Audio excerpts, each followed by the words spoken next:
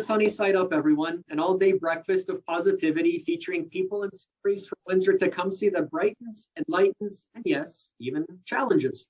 I'm Eric Kazmierczak, the Member of Parliament for Windsor Tecumseh. The $5.7 billion Gordie Howe International Bridge project is the largest federal infrastructure project in Canada, and truly a once-in-a-generation undertaking that happens to be in our backyard. Not only will it help deliver much-needed transportation improvements for travelers, it will also create thousands of jobs and new opportunities for growth on both sides of the border. Upon completion, the Gordie Howe will include features that make this project truly distinctive, including a dedicated multi-use path that will accommodate pedestrians and cyclists. The Gordie Howe project is managed and delivered by the Windsor Detroit Bridge Authority, WDBA, through a public-private partnership. I'm delighted to be joined today by Heather Grondin, Vice President of Communications and Stakeholder Relations at the WDBA, to share an update on the progress of their exciting work. Heather has 20 years of experience in communications, strategic planning, and delivery, including as Senior Manager on the construction of the Right Honorable Herb Gray Parkway. Heather now leads a dynamic communications team for the Gordie Howe International Bridge project. Welcome to Sunny Side Up, Heather. Thank you very much, Eric. Well, Heather, I recently took a drive out to check in on the progress of the Gordie Howe Bridge, and it was great to see the construction site so busy and the towers emerging from the ground like a sleeping giant. Mm-hmm. Tell us, how is construction coming along, and where are we in the construction process?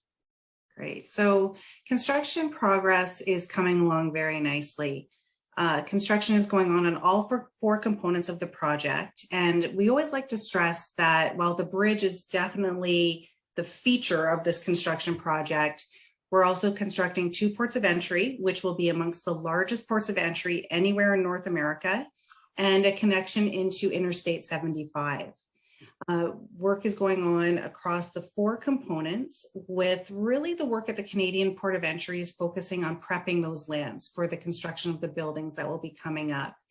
We hit a significant achievement this year at the Canadian Port of Entry in that we were able to start the work on the foundations for our first buildings at the Canadian Port. At the US Port, continuing to do a lot of that ground prep work, really making sure that the land is solid to have a good foundation for those buildings. And then the bridge itself, this year has been very exciting because this is the first time we're now able to see those tower legs come out of the ground, like you said. Up to this point, a lot of the work has been underground, really not anything that people could see from driving by or from going by in their boats. And now for the first time, you can see the legs, the very start of those bridge towers. And exciting, we're at about 10 stories. So it's about 40 meters, the equivalent of 10 stories high. That's incredible, Heather. And that's amazing to hear. And, you know, COVID has impacted everything. How has it impacted, or has it impacted the construction of the Gordie Howe? You know, we've been very lucky, and we've been lucky for a couple of reasons. Number one, Bridging North America, our private sector partner, as soon as COVID hit, they put in very rigorous health and safety protocols to keep everyone going to the site, working at the office as safe as possible. Second, the nature of the work that we were doing last year really allowed for good social distancing, good physical distancing. It was a lot of outdoor work, work related to soil placement, things that you could really safely do at a distance. And that has been able to let us keep doing construction throughout this entire phase. Now, as the pandemic continues and as the nature of our construction changes and evolves, we have to keep being very cognizant and aware of continuing to be able to keep that physical distancing in place, continuing to be able to keep those safety measures in place. And that may change and evolve just as the pandemic continues to change and evolve. But so far, we've been very fortunate to be able to keep our people working and to be able to keep our people working safely. Oh, that's fantastic. That's really good to hear. And, you know, Heather, this is an infrastructure project, the largest in Canada, federal project, but it's also a jobs project. What opportunities exist for those in the trades or in other fields, including apprentices, that want to work on this project? Right. So this project really does mean thousands of jobs. It means thousands of jobs now in the design build phase, but also thousands of jobs during the future operations phase that we can't forget about. Right now, the types of jobs that we're seeing, a lot of jobs, this is a unionized job. So a lot of jobs with the unions, a lot of jobs in the trades. With carpenters, laborers, electricians, iron workers, all contributing to the project. But we also have a lot of office staff. We have engineers, we have designers, we have administrators, we have executive assistants, we have communicators, all working on the project. Opportunities exist with Bridging North America, the company themselves. Opportunities exist with us at Windsor Detroit Bridge Authority. And then subcontractors are hiring as well. We recently posted a video to our YouTube channel helping people understand the process to go through where to find where the opportunities are listed and how people can explore those opportunities and reach out to the right organizations to make those connections. So we really do encourage people looking for jobs to check out our website, Gordie Howe International Bridge.com. And I would also encourage people to look at our YouTube channel to watch that video. Separate from the jobs, I do also want to promote the subcontracting. Bridging North America is awarding a number of subcontracts. Just because we have the contract with them does not mean the contracting is done. They are bringing on many, many subcontractors to help deliver the work. In fact, to date, about 112 local companies have been involved in contracting to help support the work. And that's local here on that Canadian side. So a lot of opportunities, not just for individual workers, but for contractors as well. Heather, go ahead. Yeah. That's okay. I just want to take one quick second. My team currently has 3 job postings available on our website. So I'm taking this opportunity to promote. We have a director of communications, a director of marketing, and a term contract for a senior communications advisor. So if any of your listeners have communications and marketing skills, go to our website. Excellent. You know what? I don't mind you taking a second for that plug at all. So wonderful organization, WDBA, and just a wonderful project. So get those applications in. There's so many benefits that are accruing in our to our community from the Gordie Howe International Bridge project, including something called community benefits, which is a key component of the project that provides additional investment to communities like Sandwich Town. Can you tell us a little bit about community benefits for those that maybe aren't familiar with that concept? And how are the community benefits benefiting our community? Sure. So, like you said, a very, very important component of this overall project was the inclusion of a community benefits plan. And community benefits plans take many different forms on many different projects. On our project, we've divided community benefits into 2 streams.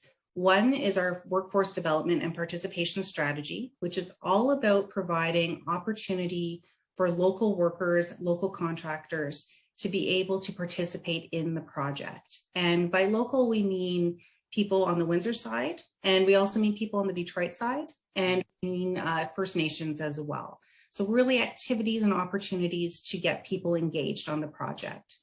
Our other component of the community benefits plan is our neighborhood infrastructure strategy. And that's $20 million that we've set aside, $10 million for each side of the border, to provide for benefits to the communities immediately adjacent to the project. So that's Sandwich and West Windsor on the Canadian side, and Delray, Southwest Detroit on the US side. And how we determined and how we came to the list of initiatives that we're delivering under that strategy is all based on consultation. We went out and talked to people for about 3 years to hear what was important to the community members, what was important to local associations and agencies. And we took all of that feedback and were able to develop with Bridging North America a very robust community benefits plan that we're now in the process of delivering. So the types of things that we've been able to put in place to date include a business association activity with sandwich-based businesses, a number of art projects on both sides of the border. On the Sandwich side, you can see them throughout the community. We will be doing things like parks and park improvements in Sandwich. So we're working very closely with the City of Windsor on that. An observation platform at Malden Park, which again, working very closely with the City of Windsor on that. We'll be doing a tree planting activity with IRCA. So you see a lot of engagement, a lot of partnerships with existing agencies, leveraging their knowledge, their connections to really make the most that we can out of that $10 million on each side of the border. That's tremendous. And so, I mean, the impacts are huge of this project, not just for Canada and for the Great Lakes region, but here in our community as well, too. So that's terrific. I don't want to pin a specific opening date, but do we have sort of an expected date in mind that we're all sort of shooting towards? No, our goal is by the end of 2024. I will note that date was set before a pandemic hit. So while that is what we're currently working toward, that's our contract date. It's all the efforts are headed toward that.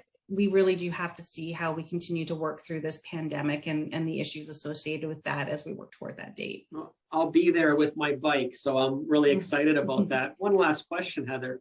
Sure. And this one hasn't really been picked up by the media or anywhere else, but you know, I'm a Maple Leafs fan, and I've always wondered why the Gordie Howe International Bridge? Why not the Ty Domi or Daryl Sittler Bridge? It's a very good question. And actually, we just celebrated the anniversary of the naming of the bridge. It was named on May 15th, 2015. It was a decision made by then Prime Minister Stephen Harper and then Governor Rick Schneider, really based on, I think they tried to find a representation of the two nations. Of course, Gordie Howe is a great Canadian hockey player who spent much of his career in Detroit. I think his fight and determination is very reflective of the fight and determination that has brought this project to the state that it's currently in. So I think that was on how that name was selected. And I'm sure there's many other great hockey players out there as well who the bridge could have been named after, but Gordie Howe was the one chosen. That's a good answer, Heather. I will allow it. So okay. That's fantastic. Thank you so much for joining us on Sunny Side Up, providing us a bit of a glimpse on this really once in a generation project that's happening right in our backyard. And we'd love to have you back on and at some future date when there's other milestones to celebrate and to provide additional updates. But thank you so much to you and the entire team for the tremendous work on this really important project. Well, thank you. And I'm happy to come back anytime. Thank you, Heather. Thank you.